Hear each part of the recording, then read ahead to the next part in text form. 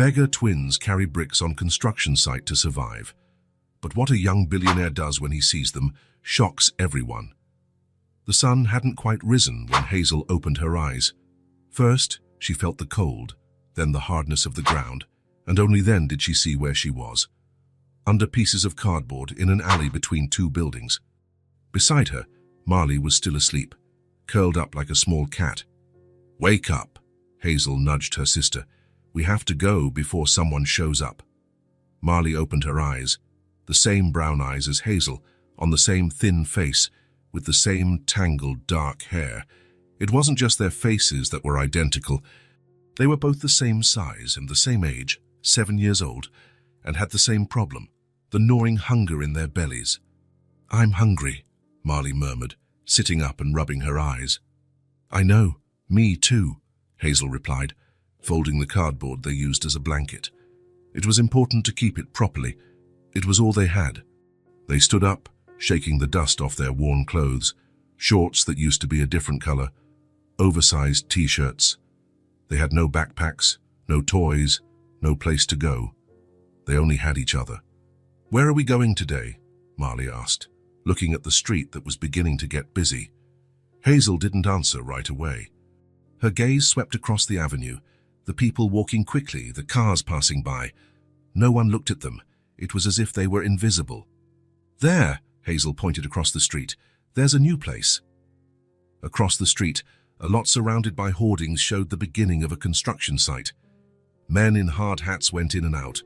Trucks unloaded materials. It was a place full of movement, full of work. Maybe it was a place with food. The two crossed the street together, always holding hands. They learned early that it was dangerous to separate. The world was too big for small children, and they knew it better than many adults. At the entrance of the construction site, a man with a gray beard checked a list. He didn't notice the girls until they were right in front of him. "What do you want?" he asked without smiling. Hazel stepped forward. She was always the one who spoke. "Can we help? Carry things? We're strong." The man frowned, observing the two. They were so small they looked even smaller in those oversized clothes. "You're too small to work here," he said, but he didn't send them away. "We can carry bricks," Hazel insisted. "Can you pay us a few pennies, just to buy food? We're really hungry." The man looked around, as if checking if anyone was watching. Then he sighed. "Come in, stay near that pile of bricks. Take them to that corner over there. Then I'll see what I can get for you." The girls didn't thank him, not with words, but their eyes shone in a way that was both hope and relief. They walked through the gate as if entering a familiar place, despite never having been there. The first brick seemed impossible to lift. Heavy, rough, difficult to hold with such small hands. Hazel tried first, holding it with both hands. She almost fell backward but managed to balance herself. "Come on, Marley, you grab it too." The two carried the first brick together, short and careful steps, to the indicated spot. Then they returned. They picked up another and another and another. The sun rose in the sky, strong and hot. Sweat ran down the girls' and faces, mixing with the dust and dirt. Their arms ached. Their unprotected hands began to turn red and bruised, but they didn't stop. No one spoke to them. The workers passed by, sometimes glancing sideways, but soon returned to their tasks. It was as if the twins were just two more tools on the construction site, small, silent, almost unnoticed. Noon, the sun directly overhead. The workers stopped for lunch. They sat in the shade, opened their lunch boxes and laughed at jokes the girls didn't understand. The smell of food made Marley's stomach rumble so loudly that Hazel looked at her worriedly. "We'll eat soon," she whispered, holding her sister's hand. The man from the entrance appeared. He brought 2 loaves of bread and a bottle of water. It wasn't much, but for those who hadn't eaten since the day before, it was a treasure. "Here," he said, handing them the food. "Rest for a bit, then continue." The girls sat on the ground, in a secluded corner. They carefully divided the bread into equal parts, as they always did with everything. They ate slowly, savoring each bite, drinking water little by little. "Do you think we'll get more food today?" Marley asked softly. "Yes, if we work hard." There was no certainty in Hazel's voice, only determination. She knew the world didn't offer guarantees for children like them, but she also knew that stopping was not an option. The afternoon brought more bricks, more sun, more tiredness. Their small hands now had blisters, their arms trembled, but they continued side by side without complaining. The workers began to put away their tools. The day was ending. Hazel and Marley looked at the pile they had carried. It wasn't large for an adult, but for two 7-year-old children, it was a mountain. The man returned. He assessed their work with critical eyes. "You truly are strong," and he said, and for the first time, there was something like admiration in his voice. He took some coins and a small package from his pocket. "Here, some change for your work, and this was left over from lunch." Hazel took everything, putting the coins into her torn pocket. The package contained a piece of bread with cheese and a bit of meat. It wasn't much, but it meant they wouldn't go to sleep hungry. "Can we come back tomorrow?" she asked. "We need more change to buy food." The man hesitated, then nodded. "You can, but be careful out there." The two left the construction site as they had entered, hand in hand, invisible to most passers-by. The sky was beginning to darken. It was time to find a place to sleep. "Where are we staying tonight?" Marley asked. Hazel looked around. She knew the streets well. She knew where it was dangerous, where it was more or less safe. "In that park. There's a bench behind the trees. Almost no one goes there." They walked in silence, too tired to talk. When they reached the park, they sat on the bench. They shared the sandwich, eating with the same calmness as before, savoring every taste. Night fell completely. The city lit up, but not for them. Their world was dark, cold, hard. Hazel hugged Marley, who was already starting to drift off to sleep. "Tomorrow will be better," she whispered, but she didn't know if she believed it. She closed her eyes, feeling the weight of her sister against her shoulder. They had no blanket, no bed, nothing but that bench and each other. But for now it was enough to survive until the next day. For two children with empty hands and almost always empty stomachs, surviving one day was already a victory. Logan Hart didn't usually walk the streets of that neighborhood. His days were normally divided between meetings in mirrored conference rooms, lunches at expensive restaurants, and travel in private jets. As the founder and CEO of Hart Technologies, he had turned an idea into a billion-dollar empire before the age of 35. The whole world knew his name, his company, his fortune. But that morning, Logan wanted to walk. Simply walk, without a driver, without assistance, without a schedule. There was something in the city he hadn't seen in a long time. The reality beyond the tinted glass windows of his limousine. Wearing jeans, sneakers, and a simple shirt, he could have been just another man walking down the sidewalk. The watch on his wrist and his sunglasses were the only clues that he wasn't an ordinary worker heading to his job. Logan turned a corner and saw the construction site. Nothing special, just another building going up in the constantly growing city. He was about to continue on his way when something caught his eye.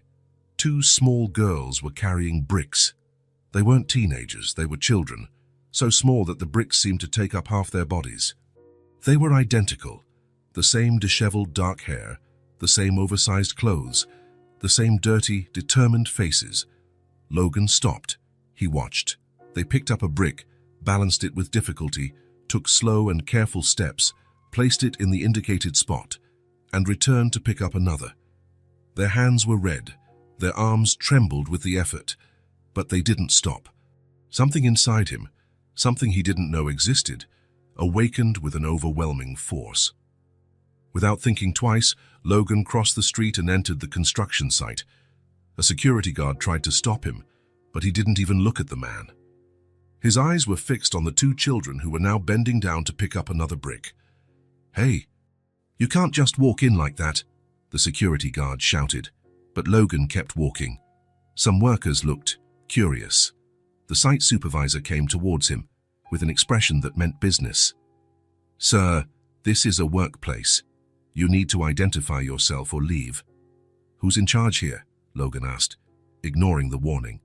"I'm the foreman, Frank Miller." "What do you want?"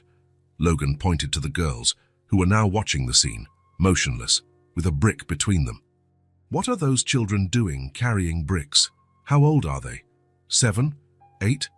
Frank Miller looked at the twins, then back at Logan. They came, asked for work. They needed money for food. And you thought it was appropriate to have children carry heavy loads. Do you have any idea what that does to their bodies, to their backs, their arms? Logan's voice was low, controlled, but it carried an authority that made the foreman step back. Look, Children shouldn't have to work for food, Logan cut in, and now his voice was loud enough for everyone on the site to hear. This is wrong. It's illegal. It's inhumane. Without waiting for a response, Logan walked up to the girls, who remained still, observing everything with attentive, alert eyes. As he approached, he noticed how small they were, how fragile they seemed, despite the strength they showed, how their eyes, so identical, held a glimmer that mixed fear and caution. Logan knelt before them, bringing himself to their eye level. He smiled, trying to appear as unthreatening as possible. Hi, my name is Logan. What are your names? The girls exchanged glances. It was the one on the left who answered. I'm Hazel, she's Marley. Nice to meet you, Hazel and Marley. Have you been working here long? Since this morning, Marley replied, her voice almost a whisper. Logan observed their hands. They were bruised, with blisters beginning to form. Are you hungry? They didn't answer, but their eyes said everything. So come with me, Logan said, extending his hands to them. I'll take you to get something to eat. The girls didn't move. Hazel stepped forward, as if protecting her sister. We don't know you. Logan nodded. It was a good sign. They were cautious. You're right to be careful, but I promise I only want to help. There's a diner just around the corner. We can go there, you eat whatever you want, and then you decide if you want my help or not. What do you think? Hazel looked at Marley, in a silent conversation that seemed to need no words. After a few seconds, she looked back at Logan. Okay, but we stay together. Of course, Logan agreed. You always stay together, don't you? Hazel nodded, and there was something in her gaze, a kind of relief at being understood, that made Logan feel a lump in his throat. He stood up and waited for them to drop the brick. Frank Miller watched from a distance, not intervening. Logan gave him one last stern look before leaving the site with the twins, one on each side. People on the sidewalk looked on, curious. A well-dressed man with two dirty, ragged children was not a common sight. Logan ignored the stares and led the girls to the diner on the corner. It was a simple place, with formica tables and padded booths. The air smelled of coffee and fried food. A waitress came to serve them as soon as they entered. Table for 3, she asked, looking curiously at the girls. Yes, please, Logan replied, preferably one that's more private. The waitress led them to a table in the back, away from the windows. Logan let the girls choose where to sit. They sat side by side and on the same bench, as if they needed each other's contact to feel safe. What would you like to eat? Logan asked, handing them the menus. Hazel looked at the menu carefully. Marley did the same. Logan noticed they could read, at least enough to understand a menu. Can we order anything we want? Hazel asked, cautiously. Of course. Whatever you want. When the waitress returned, Hazel ordered a hamburger with fries for each of them and 2 chocolate milkshakes. Logan only ordered a coffee. As they waited, an uncomfortable silence settled. The girls looked around, observing every detail of the diner, every person who entered and left. Logan watched them, noting their synchronized movements, the way they seemed to communicate without words. You're twins, aren't you? He asked, trying to start a conversation. Yes, Hazel replied. Identical twins. We were born on the same day. How old are you? 7. Logan felt something tighten in his chest. 7 years old. 7-year-old children shouldn't be carrying bricks on construction sites. They shouldn't be dirty and bruised. They shouldn't have that look, a look he had seen in many adults who had faced too much. The food arrived. The girls looked at the plates with an intensity that told Logan more than any words could, but they didn't attack the food as he expected. Instead, they looked at each other, then at Logan, as if asking for permission. You can eat, he said softly. It's all for you. They began to eat. Slowly at first, almost ceremoniously, but soon hunger spoke louder. Big bites, hurried gulps, as if they feared the food might disappear at any moment. Logan watched in silence, drinking his coffee, giving them the time and space they needed. When they finished, completely clearing their plates, Logan noticed that their faces were different. A little color had returned to their cheeks, and there was something like satisfaction in their eyes. "Was it good?" he asked. "Yes," Marley replied, and Logan noticed it was the first time she had spoken directly to him. "Thank you." "You're welcome. Do you want anything else? Dessert?" The two exchanged glances again. In that silent conversation they seemed to master so well. "No, thank you," Hazel answered for both. "We're full." Logan nodded and took a sip of his coffee. It was time for more difficult questions, but he didn't know how to start. Do you have parents? Someone who takes care of you?" The girls were quiet for a moment. It was Hazel who spoke, her voice steady, without a tremor. "They died. We've been living on the streets for a long time." "We've been living on the streets for a long time," Marley added. "Dad, we take care of each other." Logan expected tears, or at least some sign of emotion, but there was none of that. The girls spoke about their parents, death, and living on the streets, with the same calm an adult would talk about the weather. They conducted the conversation with impressive control, as if they had rehearsed what to say, how to say it, what to reveal, and what to keep to themselves. "I'm sorry," Logan said, and he truly was. Do you have other relatives? Aunts, uncles, grandparents, anyone?" "No," Hazel replied, "just us." "And where do you sleep? How do you survive?" "We find places," Marley said. "There's a park with a good bench. There's a gap between two buildings where it hardly rains inside. There's an old lady who sometimes gives us bread. And when it gets cold, we gather cardboard," Hazel explained. "Cardboard is good for the cold. And we stick together." There was a wisdom in their words that didn't match their ages, a wisdom born of hardships that children should never have to face. Logan felt something change within him, something deep, definitive. Would you like to have a place to stay, a warm, safe place?" The girls didn't answer immediately. There wasn't the enthusiasm Logan expected. Instead, they looked at each other, serious, assessing. "What kind of place?" Hazel asked, cautiously. "My home," Logan replied. "I have a big apartment with empty rooms. You could stay there, at least for now. You'd have beds, food, clean clothes." "Why?" Marley asked, and there was genuine confusion in her voice. "Why would you help us?" The question caught Logan by surprise.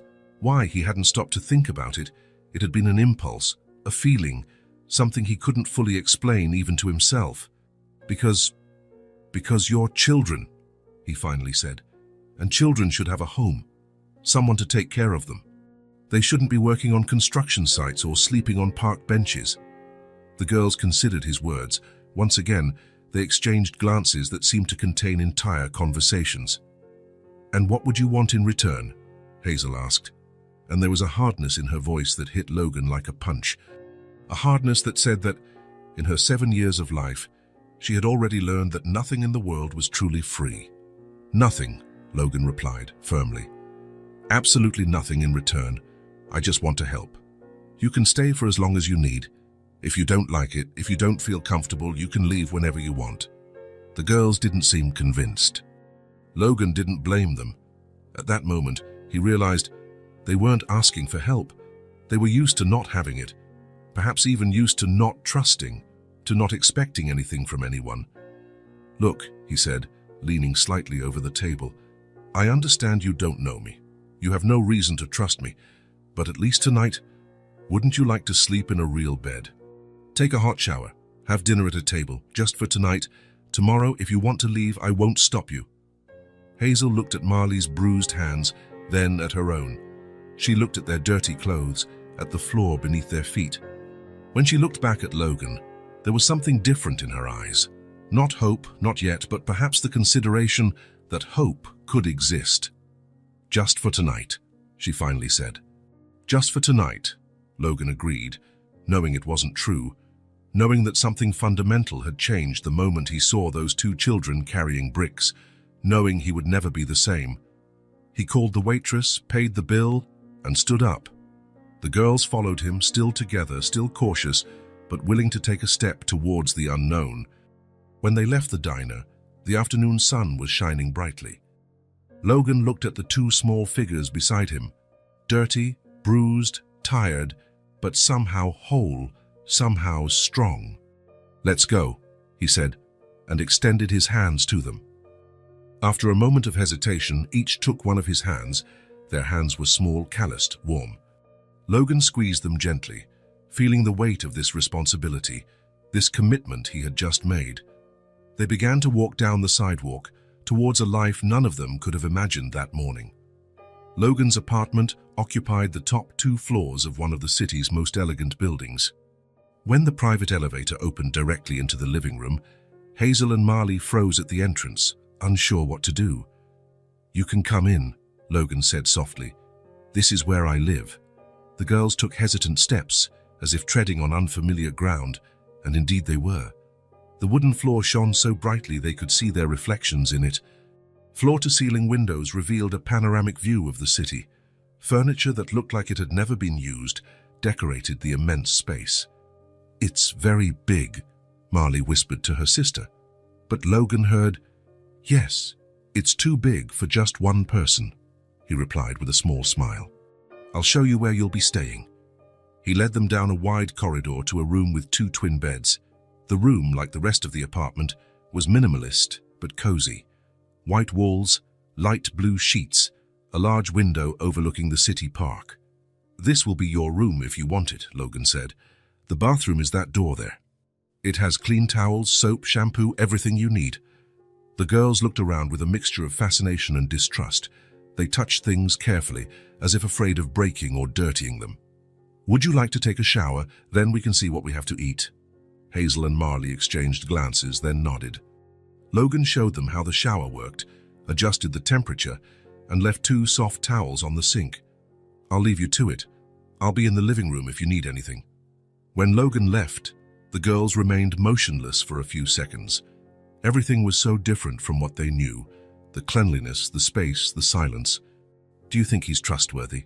Marley asked softly. Hazel shrugged. "I don't know, but we can leave if we have to." They entered the bathroom together, locked the door, and finally allowed themselves to breathe. Steam rose when Hazel turned on the shower. Hot water poured out in abundance, something they hadn't experienced in so long they had almost forgotten what it was like. Meanwhile, Logan pulled out his cell phone and made a call. "Tessa, it's Logan. I need you to come in tomorrow morning. Yes, I know it's your day off, but it's an emergency.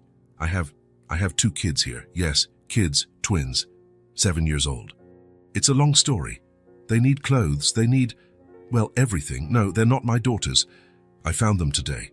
They were alone, working on a construction site. Yes, I know it sounds crazy. I'll explain everything tomorrow. Just, please come and bring clothes, shoes, things that 7-year-old girls need." "Thank you, Tessa." He hung up and sat on the sofa, running his hands over his face. What was he doing? He had brought 2 unknown children into his home without thinking about the legal consequences, the responsibilities, anything but those eyes that seemed to know the world in a way no child should. About half an hour later, the girls reappeared. They were clean, their wet hair dripping over the same dirty clothes. They had no others. Their faces, without the layer of dirt, revealed delicate features, fair skin, and dark circles under their eyes, too deep for such small children. "Feel better?" Logan asked. They nodded. "Come on, let's see what's in the kitchen." The kitchen, like the rest of the apartment, was impeccable and seemed little used.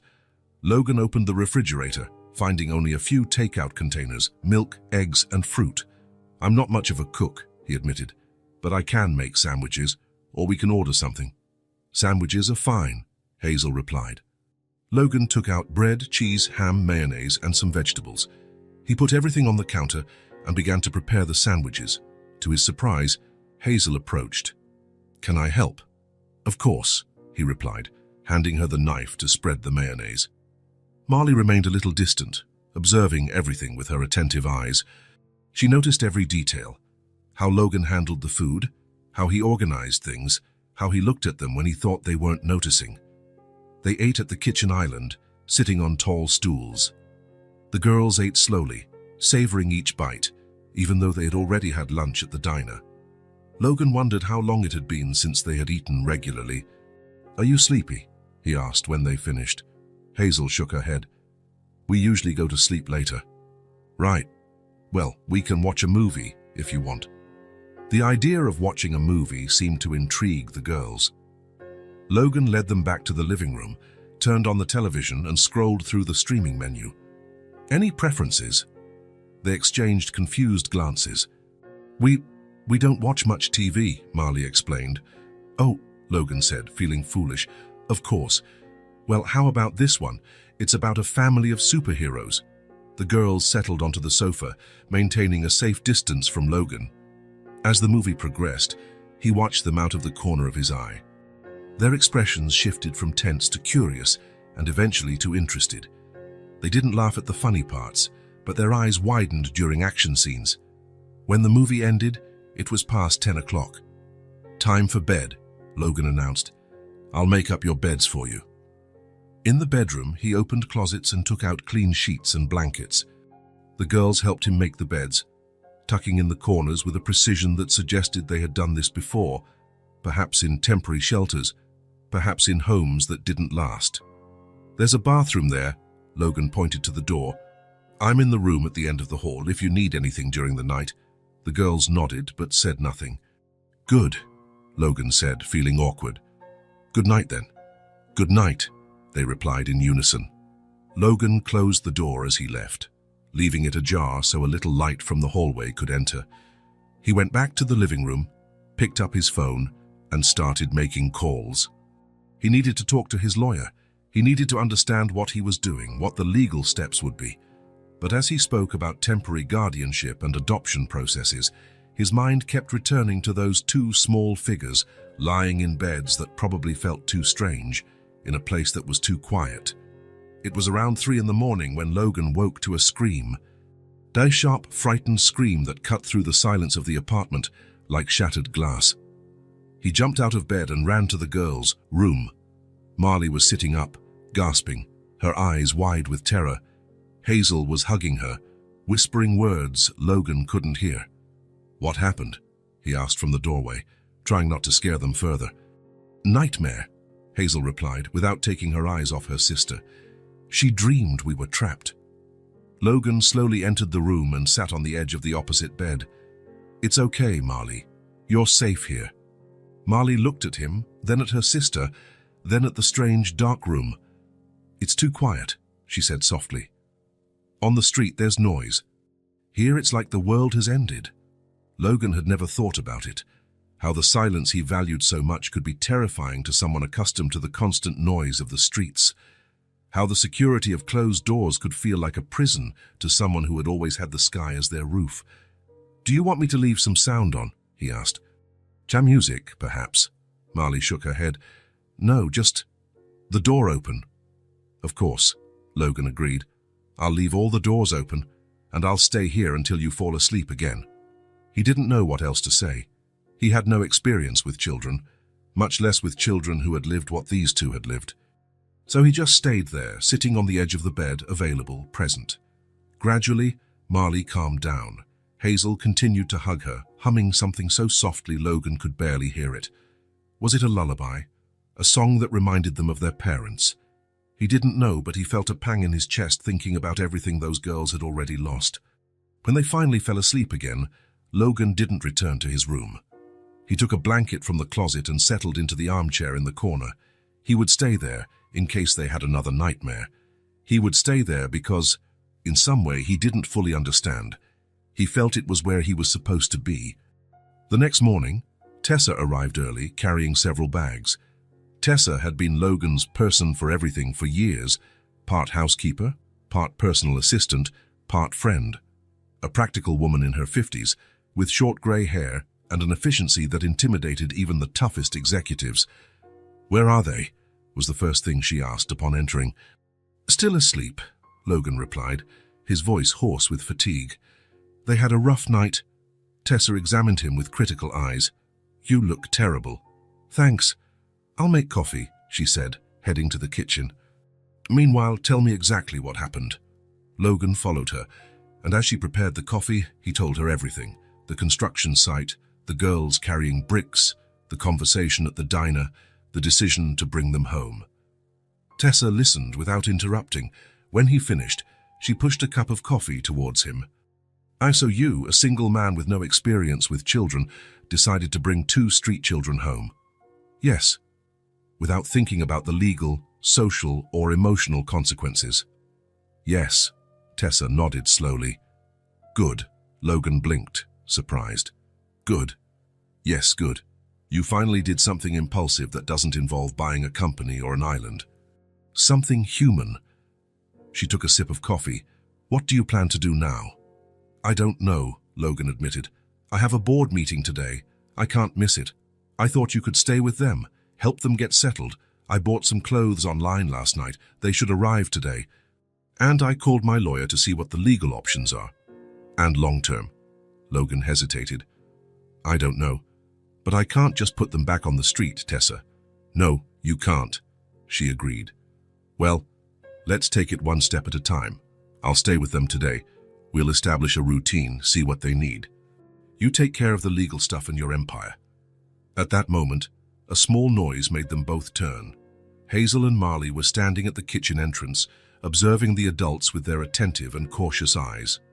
Good morning, Logan said, trying to smile naturally. This is Tessa. She'll be with you today while I take care of some work things. Tessa approached and bent down slightly to be at the girl's height. Hello, Hazel and Marley. Logan told me about you. I'm happy to meet you. The girls didn't respond verbally, only nodded. Their eyes studied Tessa with an intensity that made her feel completely transparent. You must be hungry, she said, turning to the stove. How about pancakes for breakfast? As Tessa prepared the pancakes, Logan observed how the girls moved around the kitchen. Hazel identified the smell of cinnamon even before Tessa added it to the batter. Marley analyzed the new adult with such a keen eye that she seemed to read her soul. After breakfast, Logan needed to get ready to leave. He put on one of his expensive suits, grabbed his briefcase, checked emails on his phone, his normal routine, but something was different. He felt the girl's eyes following him, watching every movement. I'll be back late this afternoon, he said, stopping at the door. Tessa will take good care of you. Are you really coming back? Marley asked, and there was something in her voice, not accusation but genuine doubt, as if departures without return were common in her experience. I will, Logan promised, feeling the weight of that simple word. This is my home. And now it's yours too, for as long as you want to stay. The girls didn't smile, didn't show relief or gratitude. They just nodded, accepting the information, but clearly reserving judgment until they saw if the promise would be kept. As he drove to the office, Logan realized he was thinking about the girls every few minutes. How were they adapting? Would Tessa gain their trust? Would they be scared in a place so different from everything they knew? At the board meeting, the acquisition of a promising startup was being discussed. Logan would normally be completely focused, asking incisive questions, analyzing every detail. But today his mind was divided. Logan, what do you think? His CFO's question brought him back. Sorry, can you repeat the last part? His CFO looked surprised. Logan Hart never asked for anything to be repeated. He was always attentive, always 3 steps ahead of everyone in the room. The meeting continued, but Logan realized that something fundamental had changed. Time now had a different rhythm for him. It was no longer measured only in fiscal quarters and growth targets. It was measured in small moments. 2 girls having breakfast in his kitchen, a nightmare in the middle of the night, a promise to come home. When he finally returned to the apartment, it was already past 7 in the evening. He found Tessa in the living room, organizing some new clothes that had arrived. The girls were sitting on the floor, Hazel drawing in a sketchbook, Marley silently observing. How was your day? Logan asked, putting his briefcase on the sofa. Productive, Tessa replied. We bought some basic things, explored the apartment. Hazel has a talent for drawing, we discovered. Logan approached to see what Hazel was drawing. It was a portrait of Tessa, surprisingly detailed for a 7-year-old. That's amazing, Hazel. She didn't thank him, just kept drawing, but Logan noticed her shoulders relaxed a bit when she heard the compliment. After Tessa left, Promising to return the next morning, Logan tried to maintain a conversation during dinner. He asked what they had done during the day, if they liked their new clothes, if they needed anything else. The answers were short, precise, without apparent emotion, but he was beginning to notice small signs. How Hazel leaned slightly towards her sister when she felt insecure, how Marley watched the exits from the room, how both seemed to communicate through glances and small gestures. It wasn't coldness he saw in them, Logan realized. It was protection. It was the calluses that form over repeated wounds. They were children who had learned very early that the world was not safe, that adults leave, that promises are broken. Logan began to understand. They weren't cold. They were hardened. And as he watched them eating quietly at his too large table in his too quiet house, he felt a determination grow within him. These girls deserved more than just to survive. They deserved to live, to trust, perhaps even one day to believe that not all adults disappear, that not all homes are temporary. He didn't know how to make that happen. He didn't know if he was the right person to try, but he knew, with a certainty he had never felt before, that he was willing to try. 2 weeks had passed since Hazel and Marley arrived at Logan's apartment. 2 weeks of discoveries, adjustments, and learning for all three of them. The first time Logan took the girls clothes shopping was a revelation. The mall was enormous, full of lights, music, and people. The twins froze at the entrance, holding each other's hands so tightly their knuckles turned white. "We can leave if you want," Logan offered, noticing their discomfort. "No," Hazel replied after a few seconds. "We can do it." In the children's store, the sales associate smiled and approached, speaking loudly, asking questions. Marley hid behind her sister. Hazel remained still, eyes alert, like a small animal ready to flee. Logan realized his mistake and gestured for the sales associates to back off. "Hey, let's take it slow," he said to the girls. "Just look first, okay?" They nodded, grateful for his understanding. Gradually, they began to move through the store. Logan noticed how they touched the fabrics carefully, how they looked at the prices, even without fully understanding them, how they consulted each other before showing something they liked. "You can choose whatever you want," he said. "You need everything: pants, shirts, dresses, pajamas, coats, shoes." The girls looked at him distrustfully. "Everything?" Marley asked softly. "Everything," Logan confirmed. "And don't worry about the price." Even with this permission, the twins' choices were modest, simple, practical clothes, nothing flashy. When Logan suggested a more elegant dress, Hazel shook her head. "We don't need that." He didn't insist. He was learning not to force things, to respect their pace, to understand that every choice carried the weight of a life he was just beginning to comprehend. On the way back, they passed a toy store. Logan stopped at the display window. "Do you want to go in?" The girls exchanged glances, surprised by the question. "What for?" Hazel asked. The simplicity of the question caught Logan off guard. What for? Because children like toys, because playing is part of childhood, because it was normal. But normal for him wasn't normal for them. "To choose some toys," he replied. "Things for you to have fun with." The idea of fun seemed strange to the twins. On the street, there was no time for that. Every moment was dedicated to survival. "Could they be books?" Marley asked shyly. "Of course," Logan smiled. "Books are great, but we can also look at other things."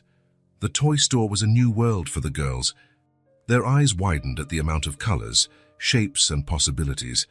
Logan watched them with fascination, trying to imagine what it would be like to see all that for the first time. Hazel was drawn to a set of colored pencils and drawing pads. Marley stopped in front of a globe that lit up. "Do you like geography?" Logan asked her. Marley shrugged. "I don't know. But it's beautiful to see the whole world at once."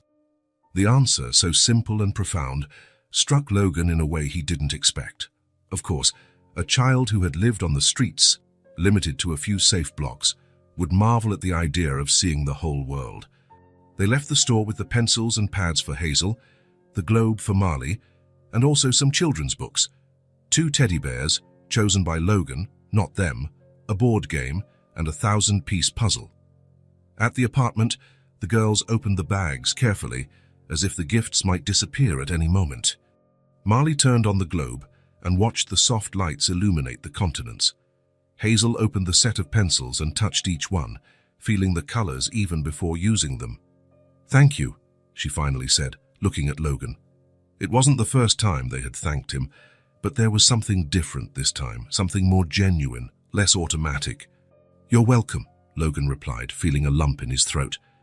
That night, after the girls had gone to bed, Logan talked with Tessa in the kitchen. "They're adapting," Tessa said, putting away the clean dishes. "But they still have many scars." "Logan, scars we can't see." "I know," he sighed. "And today, at the mall, I noticed how tense they get with loud noises, with people approaching too quickly. Marley almost panicked when a security guard came up to ask if we needed help. Yesterday," Tessa continued, "I found Hazel putting pieces of bread in her pocket after lunch. When I asked her why, she said it was for later, in case the food runs out." Logan closed his eyes, feeling a pain he didn't know he was capable of feeling. The idea of children worrying about their next meal, of children who didn't believe that food would be there when they were hungry again. "What can I do, Tessa?" "What you're already doing," she replied. "Give them time. Safe time. Safe time." The words stayed with Logan long after Tessa left. It was something he had never needed in his life of privilege, the certainty that tomorrow would be as safe as today, that the ground wouldn't disappear beneath his feet, that the people who mattered would still be there. In the following days, Logan reorganized his priorities. He cancelled trips, rescheduled meetings, delegated tasks he once considered essential. His assistant at the office was perplexed by the change, but Logan offered no detailed explanations. How to explain that two small children had entered his life and turned everything upside down? At home, he learned to navigate the girls' needs, often by trial and error. He discovered that Marley woke up startled by the sound of thunder, clutching her sister, trembling. He discovered that Hazel became vigilant when strangers entered the apartment, always positioning herself between visitors and Marley. He discovered that both of them hid food, not just bread, but fruit, cookies, anything non-perishable, in different places in their room. He never mentioned these hiding places.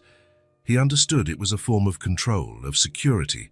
Instead, he began leaving small baskets of fruit and snacks in their room, easily accessible. "In case you get hungry during the night," he would say casually. One afternoon, Logan returned early from the office and found the living room in complete chaos. Cushions on the floor, books scattered, drawing papers everywhere.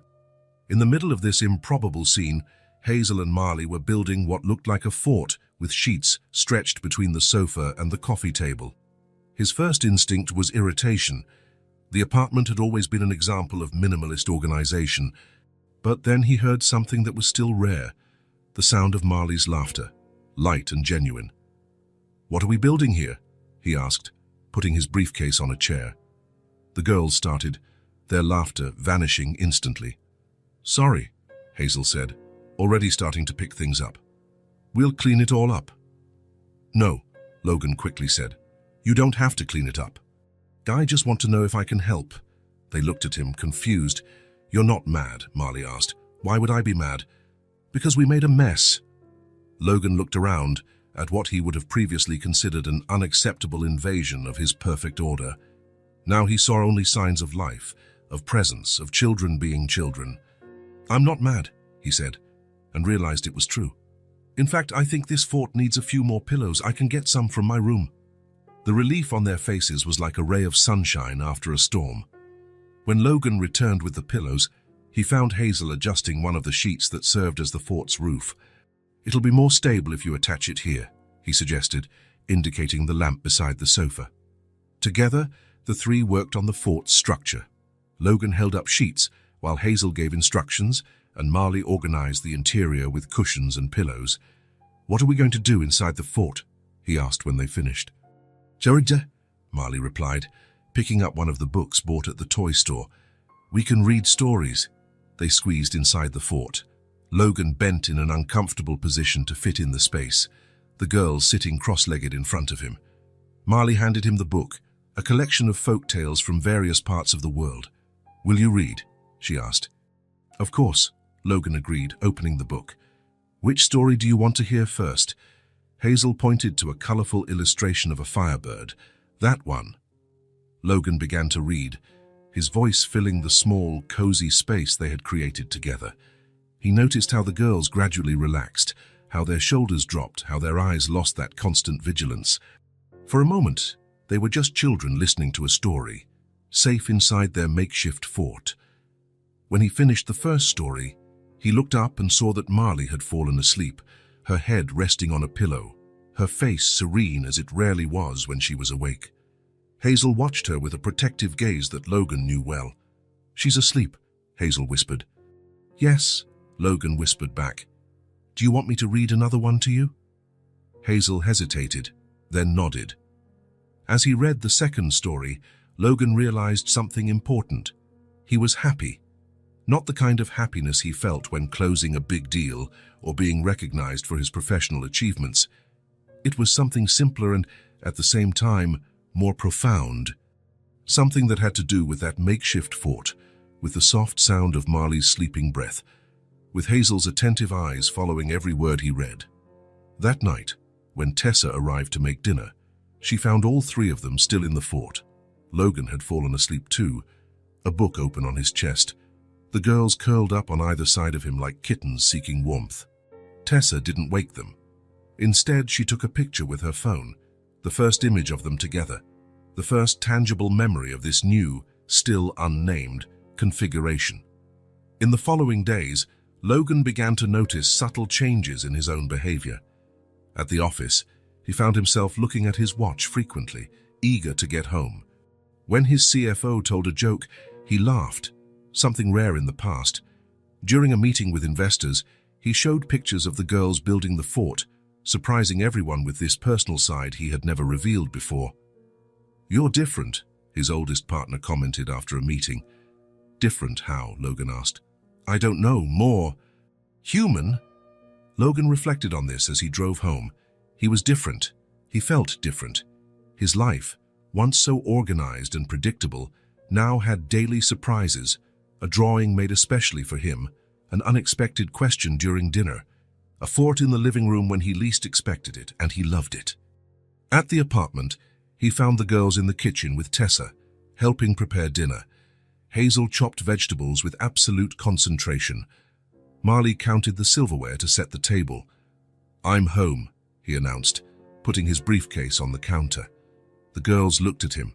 They didn't run to hug him, didn't shout with joy, they weren't at that stage yet. But there was something in their eyes, a glimmer of recognition, perhaps even satisfaction at seeing him. "Hi," Hazel said. "We're making pasta," Marley said. "Looks great," Logan replied, feeling a wave of... what? He had no name for this feeling. It was like belonging, like arriving at a place where he was expected, where his presence mattered. Later, after the girls had gone to bed, Logan sat in the living room, now tidied, but still with traces of the dismantled fort. He picked up one of Hazel's drawings left on the coffee table. It was a portrait of the three of them, Logan in the middle, Hazel and Marley on each side. They weren't holding hands in the drawing. They weren't smiling exaggeratedly like in typical children's illustrations. They were just together, side by side, under the same roof. Logan ran his fingers over the drawing, feeling the texture of the paper, the marks of the colored pencils. Something was happening inside him, something he hadn't planned, something he wasn't prepared for. He didn't know what to call this new feeling, but he knew what he felt. These girls mattered. They mattered more than any business, any contract, any figure in his bank account. He carefully put the drawing in his briefcase to take it to the office the next day. Her visible reminder that his life now had a different purpose, a different rhythm, a different meaning. The girls, invisible scars, were still there. The fear of sudden noises, the distrust of strangers, the hunger held in their eyes. Logan knew it would take time, perhaps years, for those scars to begin to fade. But now he understood that time was exactly what he could offer them. Safe time, predictable days, reliable routines, the certainty that the ground would not disappear beneath their feet. And in the process of offering that to them, he was receiving something equally valuable, the chance to be more than a successful businessman. The chance to be important in someone's life, not for what he possessed, but for what he could give. Not money or things, but presence, constancy, security. The girls were transforming Logan as much as he hoped to transform their lives. It was a silent, undeclared, but deeply meaningful exchange. He still didn't know where this journey would take them, but he knew there was no turning back. And for the first time in a long time, he didn't want to control the future, plan every step. He just wanted to be present, day after day, building something he never imagined he would desire: a family. It all started with a cough, small, dry, almost imperceptible. Logan only noticed because Marley tried to stifle it during dinner, covering her mouth with her hand and avoiding making noise. "Is everything all right?" he asked, seeing how she barely touched her food. "Yes," Marley replied quickly, but Hazel cast a worried glance at her sister. "She's been coughing since earlier today," Hazel said. "It's just a cough," Marley insisted, clearly uncomfortable with the attention. Logan didn't press. In recent weeks, he had learned that pressuring the girls rarely worked. Instead, he observed Marley more carefully for the rest of the evening. He noticed how she seemed quieter than usual, how her skin was paler, how she occasionally hunched as if feeling cold, despite the apartment being warm. When he put them to bed, he lightly touched Marley's forehead, as if by chance. It was warm, not alarming, but definitely warmer than normal. Then, "If you feel anything during the night, call me, okay?" he said, trying to sound casual. Marley nodded, already snuggling under the covers. Hazel remained seated on her own bed, vigilant, watching her sister with eyes that seemed to calculate risks, evaluate dangers. Logan hesitated at the door, reluctant to leave. There was something in Hazel's expression that made him uneasy. "Hazel, is there anything I should know?" The girl was silent for a moment, torn between loyalty to her sister and growing concern. "She gets sick sometimes," Hazel finally said in a low voice. In her chest, it gets hard to breathe. Logan's heart clenched. "Asthma?" Hazel shrugged. "We don't know the name, but she went to the hospital once before their parents died, before the streets, before everything." "I'll keep an eye on her," Logan promised. "If it gets worse, let me know immediately, no matter the time." It was at 3 in the morning that Logan woke to Hazel standing beside his bed, a small figure in the dim light of the room. "It's Marley," she said, and there was urgency in her usually controlled voice. "She can't breathe properly." Logan jumped out of bed and rushed to the girl's room. Marley was sitting up, gasping for air, her face red and sweaty, her eyes frightened.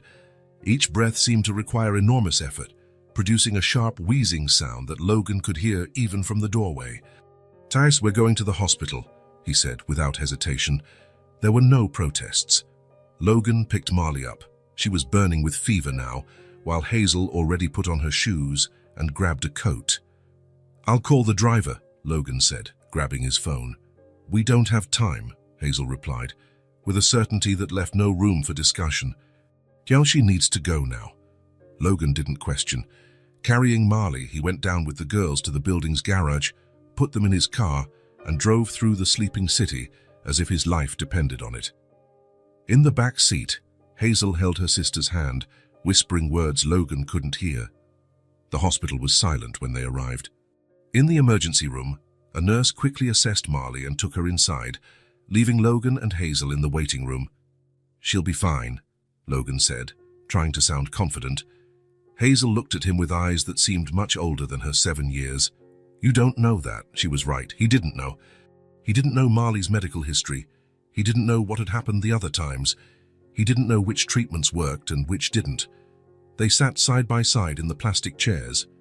Logan tried to fill out the admission form, but there were so many blanks: exact date of birth, medical history, allergies, information that parents normally know about their children.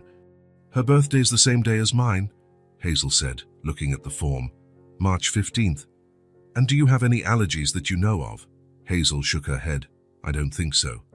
But Marley always gets sick in the winter, in her chest." Logan wrote everything down, small pieces of a puzzle that still had many missing parts. An hour passed. Then 2. Hazel remained awake, her eyes fixed on the door through which Marley had disappeared. She didn't cry, didn't complain, just waited with a patience that 7-year-old children normally don't possess. Finally, a doctor appeared. "Mr. Hart, I'm Dr. Chen. I'm taking care of Marley." Logan stood up, with Hazel immediately by his side. "How is she?" "Stable now. She had a severe asthma attack, complicated by a respiratory infection. Her fever is controlled, and we're treating the infection with antibiotics. She'll need to stay hospitalized for at least 24 hours for observation." "Can we see her?"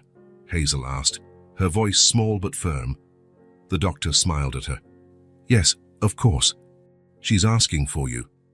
They followed the doctor down quiet corridors to a room where Marley lay in a bed that seemed too large for her small body.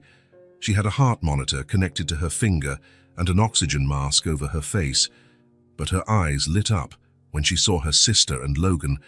Hazel ran to the bedside, holding Marley's free hand. She said nothing. She didn't need to. The communication between them went beyond words. "I'll leave you for a bit," Dr. Chen said. "Press the button if you need anything." When the doctor left, Logan pulled up a chair next to the bed. "How are you feeling, Marley?" She made a small gesture with her hand as if to say so-so. Her eyes, however, seemed calmer, the initial fear replaced by fatigue. "You need to rest," Logan said. "We'll stay here with you." Marley nodded slightly and closed her eyes. Her breathing, still aided by oxygen, seemed easier now. The early morning hours passed slowly. Logan stayed in the chair, watching the girls. Hazel had climbed into the bed beside her sister, careful not to touch any tubes or wires. Eventually, both fell asleep, Hazel with a protective arm over Marley, even in sleep maintaining her guard. In the silence of the hospital room, lit only by the faint glow of the monitors, Logan watched the two, so small in the big bed, so vulnerable and ear at the same time, so strong together. The connection between them was palpable, something forged not just by blood ties, but by shared experiences, by pains lived side by side, by a mutual understanding that went beyond words. They were just children, but they had already built something that many adults never achieved. An unbreakable bond, absolute loyalty, an understanding that needed no explanations. Logan felt a wave of emotion so intense that he had to look away for a moment. When he looked back at the girls, a realization hit him with full force. They already had a world of their own, a world built between the two of them, a world that survived the streets, hunger, abandonment. They didn't need him to create something new for them. They just needed a safe place to shelter the world they had already created.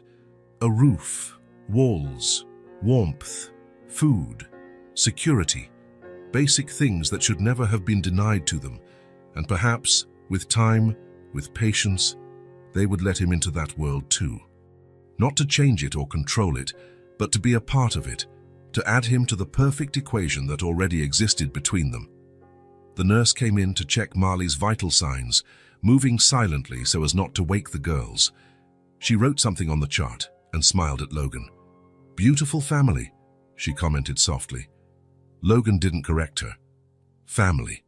The word echoed in his mind, foreign and at the same time, strangely right. When the nurse left, he went back to observing the sleeping twins. Hazel had unconsciously moved closer to her sister, as if even in sleep she needed to be sure Marley was okay, was there, was breathing. Logan thought of all the nights they must have spent like this, alone protecting each other, with no one to protect them both. The idea physically hurt him. "Never again," he whispered in the almost empty room. "You will never be alone again." It was a promise, to them, to himself, to the universe that had put these children in his path. A promise he knew would change his life forever, and one he didn't regret for a second. The sun began to rise, sending the first rays through the hospital window. A new day. The beginning of something Logan still didn't fully understand, but which he felt with absolute certainty.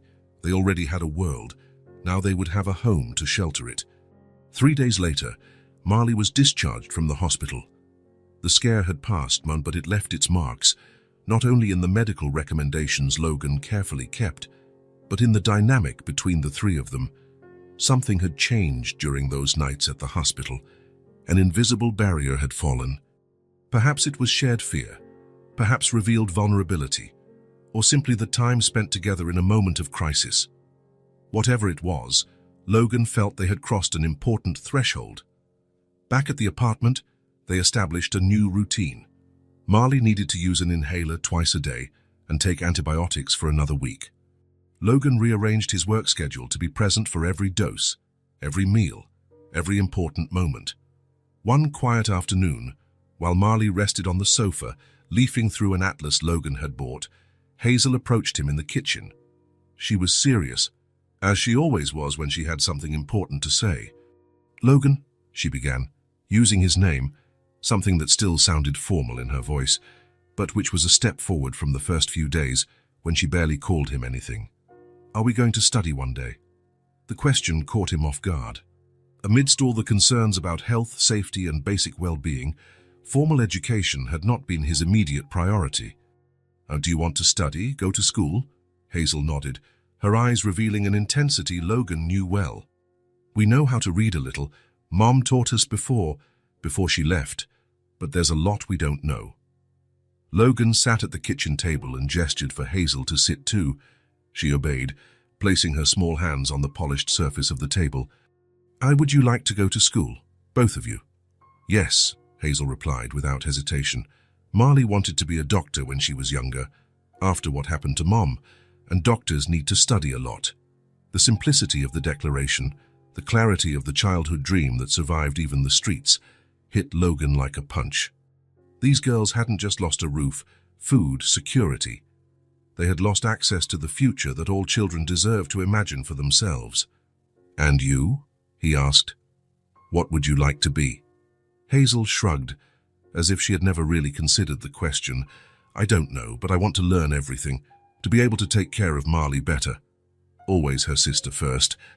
Always the protector role." "I'll arrange that," Logan promised. "I'll research schools, see what's needed to enroll you." Hazel's eyes lit up in a way he rarely saw. "When?" "I'll start today." That night, after the girls had gone to bed, Logan began his research. He quickly realized that the situation was more complicated than he imagined. To enroll the girls in a school, he would need documents, birth certificates, vaccination records, proof of previous residence, school transcripts, documents that possibly didn't exist or, if they did, were inaccessible. Logan called his lawyer, waking him despite the late hour. "Michael, I need your help with a delicate matter." He explained the situation, the girls, their story, the lack of documentation. "Logan," Michael replied after a long silence, "do you realize the legal situation you've put yourself in?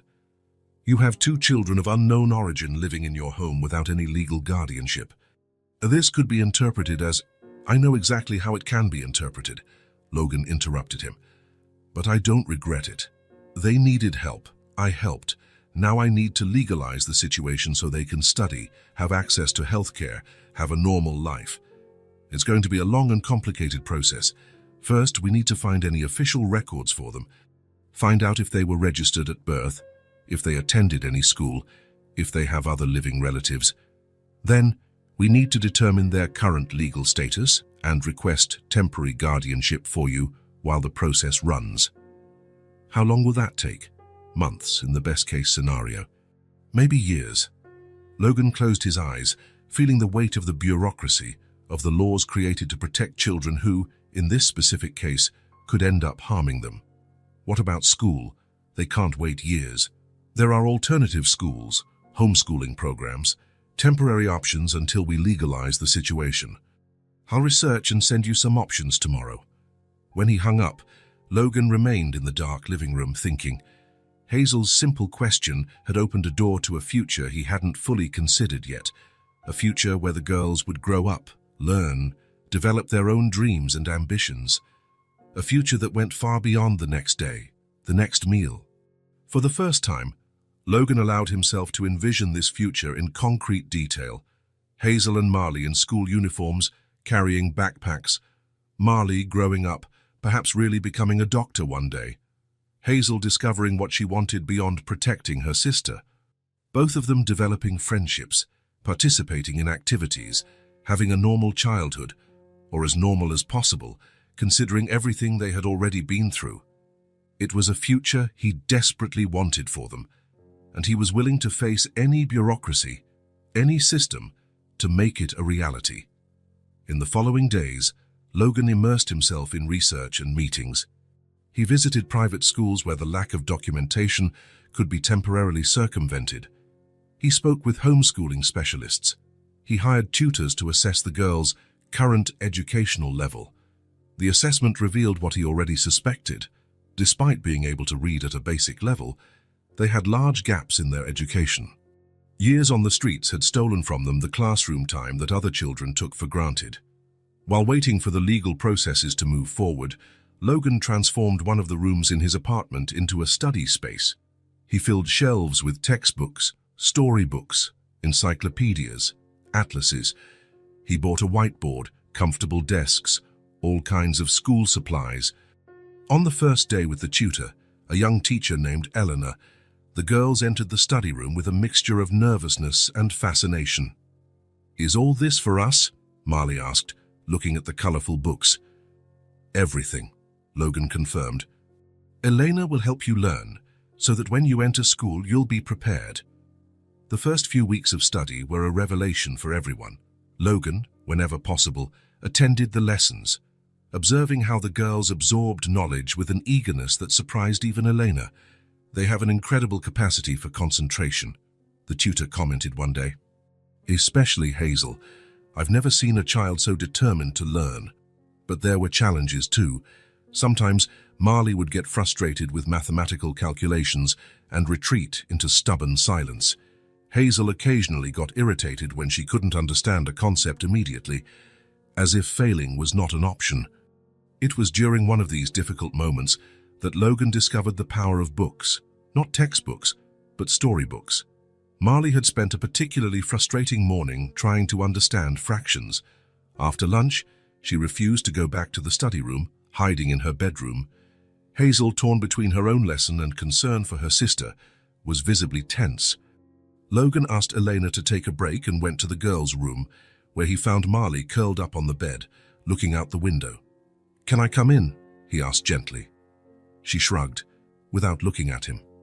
Logan sat on the edge of the bed. "Math can be tough." "I'm dumb," Marley murmured. "No, you're not," Logan replied, firm but gentle. "You're extremely intelligent. You're just learning something new, something you never had the chance to learn before." Marley continued looking out the window, inconsolable. Logan looked around the room, searching for something that might help. His eyes landed on the small bookshelf in the corner. He stood up, picked up a thin, colorful volume, and returned to the bed. "Hi, how about a story break?" The book was about a girl who discovered a secret garden. Logan began to read, his calm voice filling the room.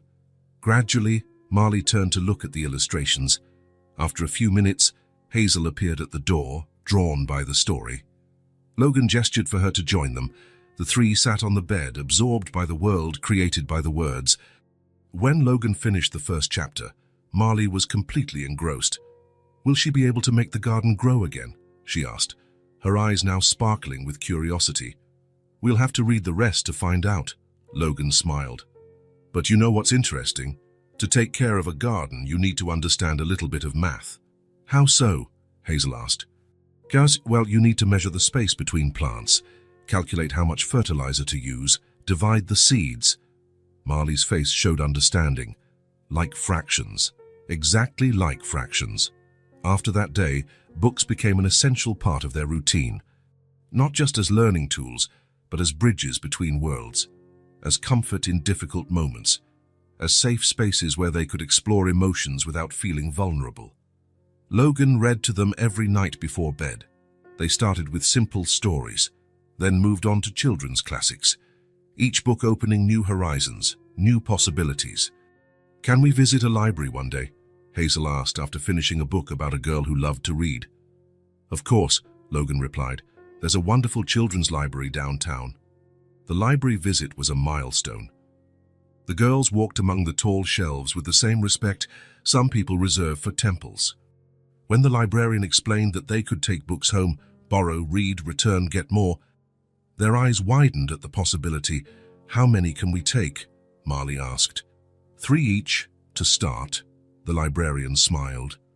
They took their book selection very seriously, spending hours comparing options, reading first pages, discussing among themselves in whispers. Logan watched them from afar, marveling at the transformation.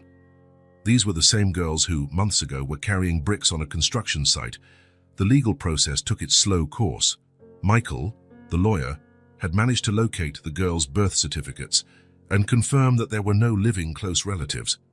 Their parents, as the girls had said, were dead, their mother from illness, their father in an accident shortly after. There were no grandparents, aunts, uncles, or other family members who could claim them. "We're making progress," Michael said during one of their meetings.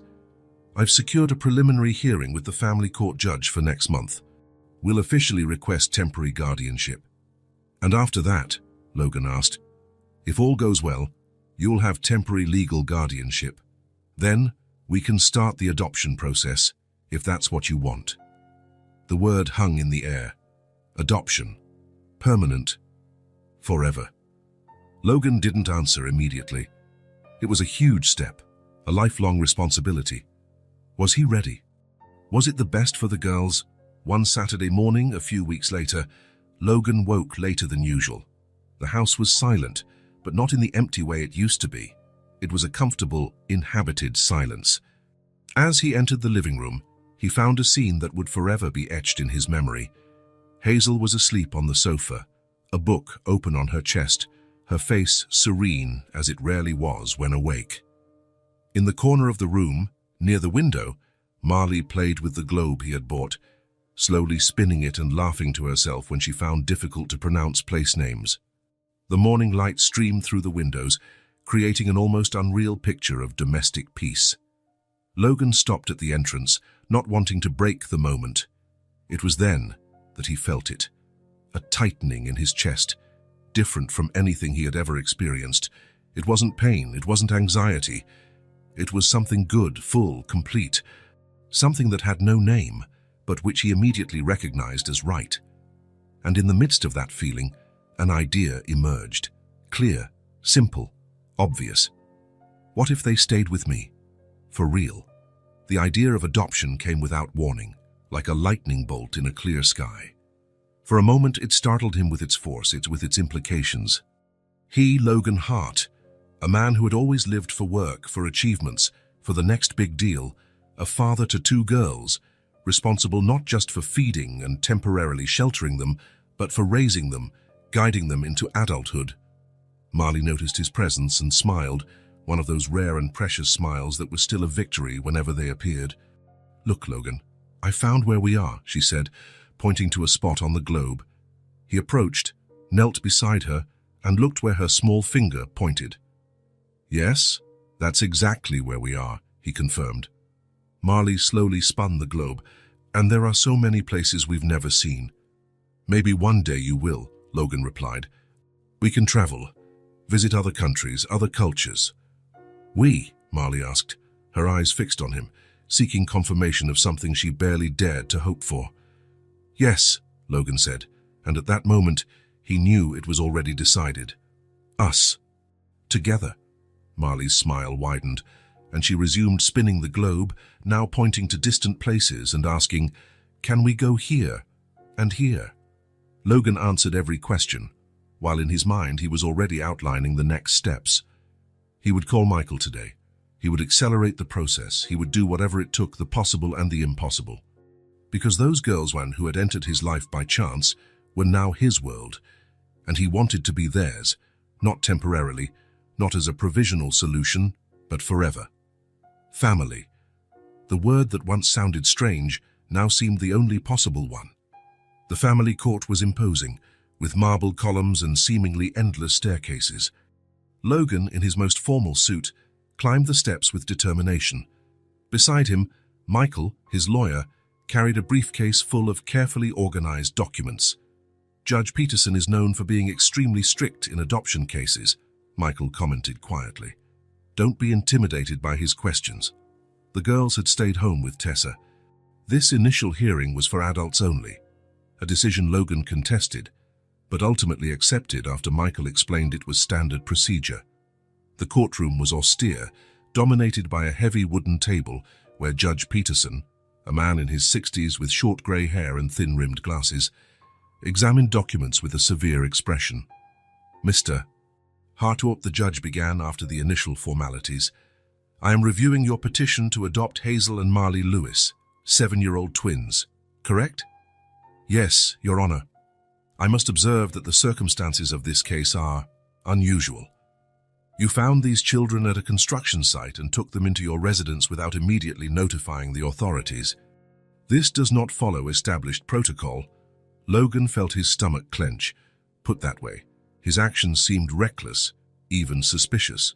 Your Honor, I acknowledge that I did not follow proper procedures initially. The girls were in imminent danger, malnourished, working illegally, unsupervised. My primary concern was to ensure their basic safety and well-being. Understandable, but problematic from a legal standpoint, the judge replied, leafing through more documents. I also see that you are single, have never been married, with no prior children or any significant experience with children. Correct? Yes, Your Honor. And until recently, you routinely worked over 70 hours a week as CEO of Heart Technologies. I have significantly reduced my working hours. I currently work about 40 hours a week, with a flexible schedule that allows me to be present for the girls. The judge studied him over his glasses. Mr. Hart, raising a child is an immense responsibility. Raising two, especially children, who have suffered significant trauma, is exponentially more challenging. The court needs to be absolutely certain that you understand the commitment you're making. I understand perfectly, Your Honor. In the last 6 months, furthermore, the judge interrupted him, there is the problem of incomplete documentation. Although we have managed to locate the birth certificates, many medical and educational records are missing. That's because they lived on the streets after their parents died, Logan explained, maintaining his composure despite growing frustration. They didn't attend school regularly. They didn't receive proper medical care. These gaps in documentation are a consequence of the circumstances, not a reason to deny them a permanent home now. The judge rested his elbows on the table, lacing his fingers. Mr. Hart, I must consider all available options for these children. What options would those be exactly? Logan asked, feeling a chill run down his spine. One possibility would be to place them temporarily in separate foster homes, with families experienced in raising traumatized children, while we more deeply assess their situation. Separate? Logan couldn't hide his shock.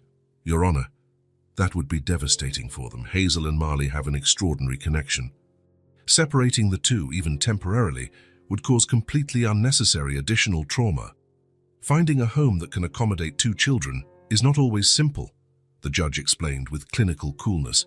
Sometimes, difficult decisions are necessary to, with all due respect, Logan interrupted, then quickly corrected himself. Forgive me, Your Honor, but I must insist that separating Hazel and Marley would be detrimental to their development. They have already lost their parents. The only constant in their lives has been each other.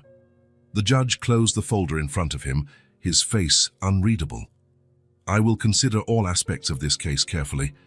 Meanwhile, I will request additional visits from social workers to your residence and interviews with the girls. We need a full assessment before any permanent decision. The hearing ended on this note of uncertainty. On the way home, Logan's mind was fixed on a single word: separated. The idea was unbearable. When he arrived at the apartment, he immediately noticed that something was wrong. Hazel was sitting alone on the sofa, her hands clasped in her lap, her eyes red. Tessa appeared from the kitchen with a worried expression. What happened? Logan asked, feeling his heart tighten. Hazel overheard part of my phone conversation with your secretary, Tessa explained quietly. About the hearing and the possible complications. Where's Marley? In her room. Hazel insisted she wanted to talk to you first. Logan sat next to Hazel, maintaining a small distance, respecting her space as he always did. Hazel? What did you hear? The girl didn't look at him when she replied, her voice small but controlled. Are we leaving? 3 simple words that contained a universe of fear. Logan took a deep breath, choosing his words carefully. "No," he replied firmly, "never again." But the judge said, "The judge needs to be sure this is the best place for you. It's his job to ask difficult questions, to check everything. There will be more visits, more conversations, but in the end, he'll understand what I already know, that we should stay together." Hazel finally looked at him, her eyes searching for any sign of uncertainty. "Promise." Logan knew he shouldn't make promises. He wasn't absolutely sure he could keep. But in this case, his determination was unwavering. "I promise, Hazel. I'll do whatever it takes for us to stay together." In the following months, Logan dedicated himself entirely to the adoption process. He further reduced his hours at the office, delegated responsibilities he previously considered non-transferable, cancelled business trips. His absolute priority became proving to the court that he could and should be Hazel and Marley's father. He hired additional family law specialists to strengthen his case. He meticulously documented the girls' routine, their educational progress with tutors, their emotional development. He invited social workers not only for formal visits, but for everyday moments that demonstrated the genuine connection they had formed. When the social worker asked Marley, during a private interview, how she felt living with Logan, the girl's answer was simple: safe. A single word that was worth more than 1,000 legal arguments. The process dragged on for months. There were advances and setbacks, hopes and disappointments. The judge remained skeptical, raising new questions at each hearing, but Logan remained unwavering in his determination. After a particularly difficult hearing, where the judge again suggested the possibility of more traditional accommodations for the girls, Logan arrived home exhausted. He found Hazel and Marley sitting on the living room floor, drawing intently. "What are you doing?" as he asked, trying to sound normal despite his tiredness. "A drawing for the judge," Marley replied without looking up from her paper. "So he can see that we want to stay with you." Logan sat on the floor beside them, feeling an emotion so intense that he had difficulty speaking. "Can I see?" Marley turned the paper towards him. It was a simple drawing, done with colored pencils, 3 figures holding hands, 1 large and 2 small, in front of a house. At the top, in careful letters, it was written, "Our family." At the next hearing, it was the first thing Logan presented to the judge. "Your Honor, before we begin, I would like you to see this." The judge studied the drawing in silence, his normally severe face softening almost imperceptibly. "Mr. Hart, I have asked particularly difficult questions in this case," he finally said. "Do you know why? To protect Hazel and Marley, I imagine." "Yes, but also to test your determination. Raising children who have been through significant trauma is not easy. I wanted to make sure you wouldn't give up when things got tough. I will never give up on them, Your Honor." The judge nodded slowly. "I believe you. And based on all the evidence presented, the social workers and reports, and, yes, this drawing, I am ready to make my decision." 3 weeks later, Logan was again in court, this time with Hazel and Marley by his side, all 3 dressed formally. The girls were nervous, but determined. "Hazel and Marley," the judge said, looking directly at them, "I have only one question for you. Do you want Logan Hart to legally become your father?" The girls looked at each other, then at Logan, and finally at the judge. "Yes," they replied in unison, their voices small but firm. The judge smiled, for the first time in the entire process, and signed the document in front of him. "Therefore, by order of this court, I declare the adoption process concluded. Hazel and Marley, you are now, legally and officially, Hazel Hart and Marley Hart." At home, Tessa had prepared a small celebration. On the living room table, 2 carefully wrapped packages waited for the girls. They unwrapped the packages to find school uniforms, grey pleated skirts, white blouses, navy blue sweaters, with the Westlake Academy emblem embroidered on the chest. Logan picked up the uniforms, holding them carefully. "You've been accepted at Westlake. It's one of the best schools in the city. You start tomorrow." Hazel looked at the uniform, then at Logan, her eyes wide. "Are we really going to school?" she whispered, as if she feared that saying the words aloud might make the possibility disappear. Yes, tomorrow. The next morning, Logan took them to school, dressed in their new uniforms, carrying backpacks they had carefully chosen, purple for Hazel, green for Marley. They walked with a mixture of nervousness and excitement. At the school gate, Logan knelt to be at their height. "Are you ready?" They nodded, holding their backpack straps tightly. "I'll be here to pick you up after class," he promised. To his surprise, both hugged him briefly before turning and walking together to their first class. Back at the apartment, now truly a home, Logan found the girls pasting colorful signs with their new names on their bedroom doors. Hazel Hart, decorated with stars. Marley Hart, adorned